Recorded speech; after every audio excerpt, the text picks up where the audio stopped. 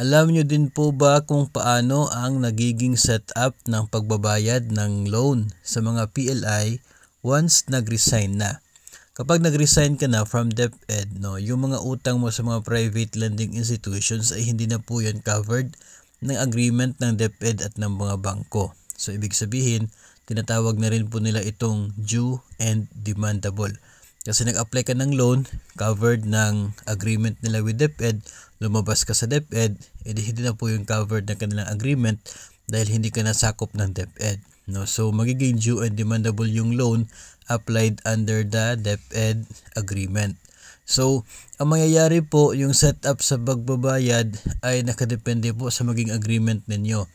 It is advised na talagang kapag nagre-resign tayo, mag-resign ka sa gobyerno from DepEd, ay dapat lumapit ka sa mga PLIs at mag-set up kayo ng agreement as to ano yung magiging payment method at payment terms ng inyo pong natirang balanse sa utang. May mga division offices na nire-require ang agreement na ito as part of your requirements para pirmahan ang clearance ninyo upon your resignation. So mahalaga po yan, and hindi po natin alam kung ano po yung magiging usapan ninyo. So depende na lamang po kung ano po mapagkasunduan ninyo at ng mga bangko. Maaari magkakaiba ito sa iba't ibang banks, kasi depende na rin po sa policy nila.